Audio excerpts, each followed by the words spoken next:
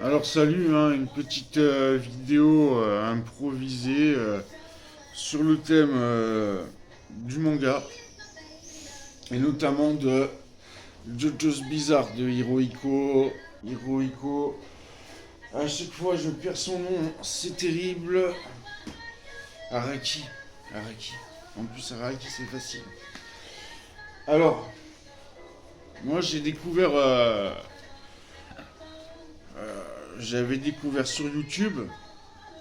Ensuite, ils ont passé des épisodes sur J1, la saison 5, et la saison 1, et la saison 2.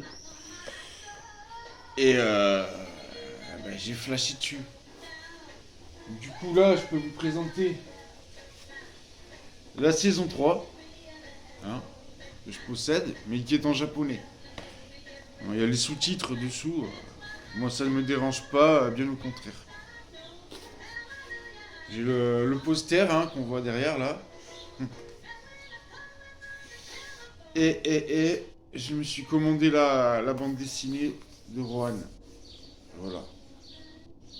Donc elle se lit à l'envers, comme tout manga. On prend au hasard. Et les dessins sont. Les planches sont. Waouh! Donc pourquoi je vous parle de JoJo's Bizarre? Eh bien parce que si on prend la saison 5 par exemple avec Giorno Brando, qui est le fils de Dio Brando, Dio Dieu, on retrouve dans cette série 5 une allégorie une allégorie très christique du Nouveau Testament et de la vie de Jésus. Presque tout y est. À part que c'est tourné d'une manière beaucoup plus récente, qui nous est beaucoup plus proche. Et puis qu'au milieu de tout ça, il y a beaucoup d'humour et beaucoup de violence. Alors je veux bien qu'à l'époque de notre Seigneur, il y avait beaucoup de violence, mais l'humour, je pense qu'il y en avait beaucoup moins. Les gens devaient beaucoup moins rire. Mais c'est vraiment un manga qui sort du lot, tant par son écriture que par bien le design des persos. Euh, comment l'illustrer convenablement comme ça. Vous voyez, ça c'est le design des persos, la coupe à l'Astro Boy, tout ça. Alors, je sais que les j'ai des amis, des gars de la rue, des amis, des anciennes connaissances, des gars de la rue, qui me disaient mais c'est quoi ça? On dirait un truc de PD et tout. Genre mes deux épisodes après c'est bon, ils veulent plus partir de chez moi. Mais non, c'est vraiment comme je le dis au-dessus, bien au-dessus. Là on est bien au-dessus de Dragon Ball et tout ce qu'on a connu. Sinon, accordez-moi une seconde, j'en ai un autre qui est fascinant aussi, que tout le monde doit connaître, j'imagine. J'ai vu tous les mangas. Ça ferait une petite vidéo un peu plus longue. Celui-là, Death Note. Alors, pour l'anecdote, j'ai raconté la synoptique à un gars de Chambéry, un musulman. Il a cru que c'était vrai, il m'a fait ah ouais, ça existe et tout. Il croyait vraiment que les Death Note existaient. Voilà. Donc, s'il y a des gens de Chambéry, c'est celui qui a une grosse main là, qui m'a dit ça là.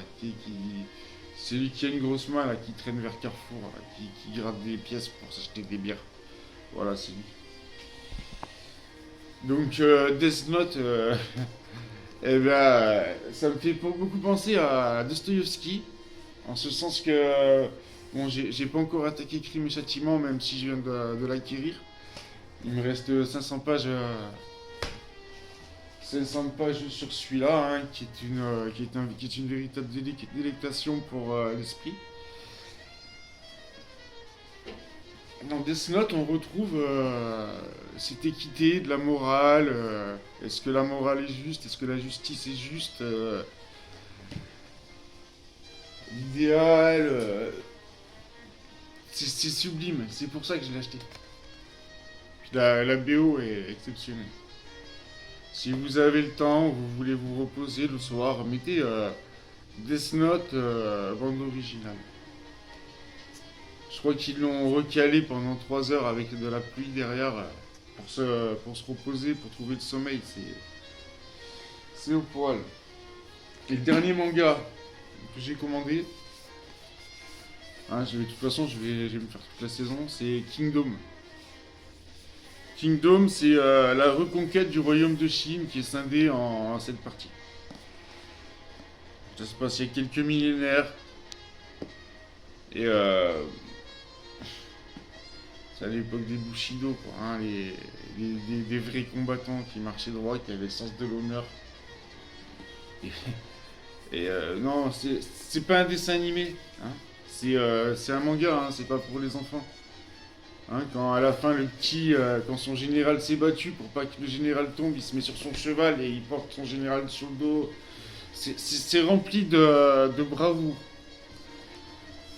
De bravoure et celui-là est d'autant plus intéressant pour ceux qui ont lu Sun Tzu, l'art de la guerre. C'est tout à fait ça, hein, c'est sur l'art de la guerre. Donc voilà mes petits mangas. Après j'ai une petite série, hein. J'ai prêté Boardwalk Empire à une collègue. Je me suis acheté ça. Parce que j'avais jamais eu la chance de pouvoir le visionner en entier quand ça passait à la télé, hein. Quand ça passe à la télé, il faut être heure fixe chez soi le même jour. C'était un peu trop compliqué pour moi. Et franchement, je ne regrette pas. J'ai pas fini encore la saison 1, mais je ne regrette pas. C'est très violent. Voilà. Voilà, voilà. Sinon, allez, après j'arrête. J'ai trouvé dans une boîte à livres, on en a beaucoup à Chambéry, cet ouvrage, pardonnez-moi, d'Anatole France, Crinquebille, Putois, Riquet et autres récits profitables. Plusieurs autres récits profitables. Avec le papier qui sent bon la culture. Ah, quand j'ai vu ça, édition Kelman Lévy, je me suis rué dessus. Il pouvait en être autrement. Et il y a beaucoup de boîtes à livres de partout dans Chambéry. À chaque fois, je trouve un trésor. La dernière fois, c'était... j'ai trouvé une bribe de l'Odyssée d'Homère et les annales du bac de 1984. Alors là, je suis content, quoi. Je les ai prises direct. Et comme ça, je peux le comparer avec celui de maintenant. Mais déjà... en tout cas, ça m'avait l'air très très simple, hein. C'est bac de français pour les premières et pour les terminales. Ce que j'ai lu, bon, j'ai pas tout lu, mais ça avait l'air vraiment très très très facile. Donc en fait, moi qui me disais oui, avoir le bac confère un certain prestige, non, aucun. Je suis désolé, mais ça ne confère aucun prestige.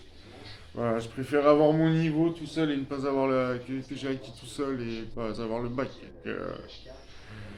D'avoir une éducation typiquement, comment pourrais-je dire ça, conventionnelle ou ouais, académique. Voilà. Allez, bonne journée à toutes et à tous.